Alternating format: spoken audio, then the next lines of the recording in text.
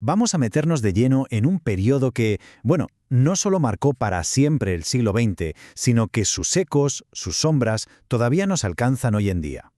A ver, para responder a esto, lo primero que hay que tener clarísimo es que la Segunda Guerra Mundial no apareció de la nada, para nada. Sus raíces están hundidas, y bien profundas, en el desastre y el descontento que dejó la primera. Y es que, para entender por qué surgieron los extremismos, tenemos que hacer un ejercicio, imaginarnos cómo estaba Europa después de 1918. Era un continente literalmente en ruinas, agotado, herido y con una crisis tremenda. Fíjense, el final de la guerra, en teoría, debía traer la paz. Pues no trajo nada de eso. Lo que trajo fue una década de una agitación brutal. El Tratado de Versalles del 19 se vio como una humillación total, sobre todo en Alemania. Y justo cuando parecía que la cosa podía empezar a remontar, ¡zas!, llega el golpe de gracia, el crack de Wall Street del 29, que no fue una crisis local, no, fue una gran depresión que se extendió por todo el planeta. Y con todo esto, pues se formó la tormenta perfecta. Teníamos, por un lado, un resentimiento nacionalista brutal por la humillación de la guerra. Por otro, una desesperación económica con millones y millones de personas sin trabajo.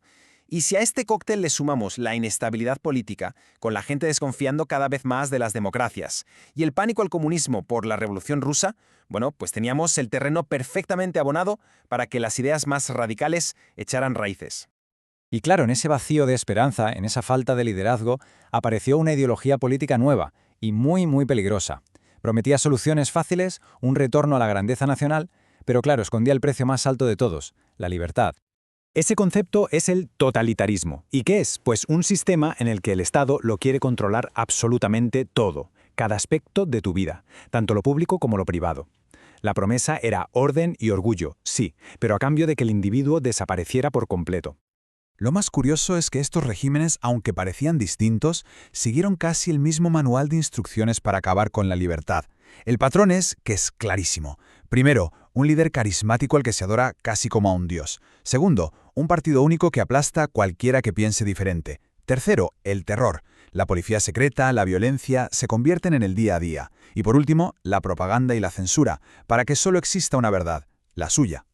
Y el primer lugar donde se puso en práctica este experimento en Europa fue Italia.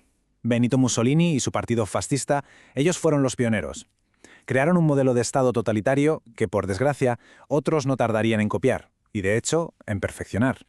Porque en Alemania, el partido nazi de Adolf Hitler llevó este modelo al extremo más terrorífico que se puede imaginar. A todo ese control totalitario le sumaron una ideología racial completamente tóxica, la de la superioridad aria, y un antisemitismo, un odio asesino contra los judíos que se convirtió en el mismísimo centro de toda su política. Y mientras, en España, una guerra civil terrible y devastadora acabó con la dictadura de Francisco Franco. Este conflicto, que muchas veces se ve como el campo de entrenamiento para lo que vendría después en Europa, instaló un régimen autoritario que iba a durar casi 40 años. Con estos regímenes tan agresivos y con tantas ganas de expandirse, era solo cuestión de tiempo que todo estallara. Sus ambiciones, su desprecio por las normas, pues arrastraron al mundo entero a una segunda guerra, una todavía más destructiva que la primera. Y el planeta, entonces, se partió en dos. Por un lado, las potencias del eje, Alemania, Italia y Japón, unidas por esa ideología antidemocrática y con ganas de conquistar. Y frente a ellas, los aliados, una coalición compleja, con sus tensiones, liderada por el Reino Unido, la Unión Soviética y finalmente Estados Unidos. Todos se unieron con un objetivo común, frenar esa agresión. Y aquí tenemos que hablar del corazón más oscuro de la maquinaria nazi, de uno de los crímenes más atroces de la historia. El Holocausto no fue un daño colateral de la guerra, no. Fue un objetivo en sí mismo, el genocidio sistemático, planificado industrialmente por un Estado contra el pueblo judío.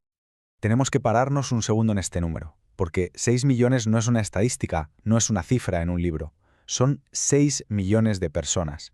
6 millones de vidas, de historias, de familias, aniquiladas de forma sistemática por una ideología de odio.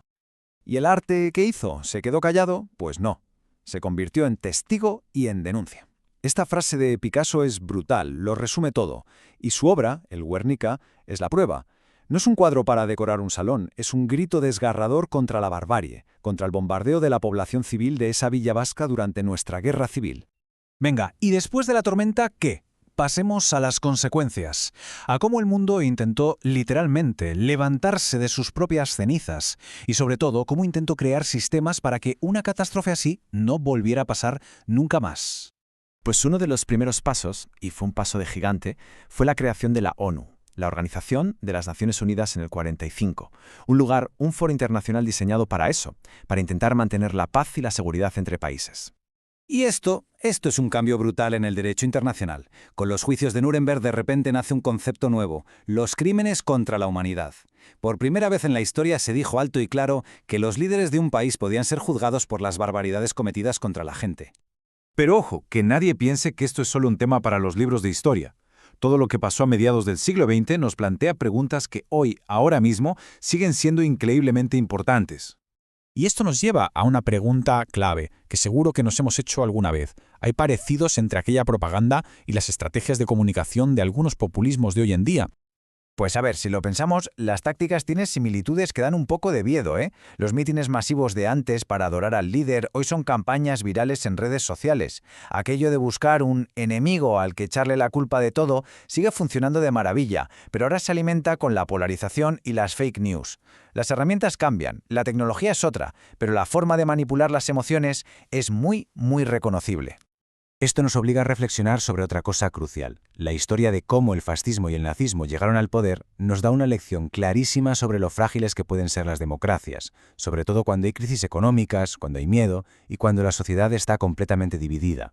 Y esa es al final la idea fundamental. Entender todo este periodo no es un simple ejercicio de memoria, que va, es una herramienta básica para saber identificar las señales de peligro en nuestro propio tiempo. Para entender por qué es tan importante defender cada día los valores democráticos. La historia nos enseña lo que pasa cuando se dan las condiciones equivocadas y nos recuerda que el futuro de la democracia, pues depende de que estemos vigilantes y comprometidos.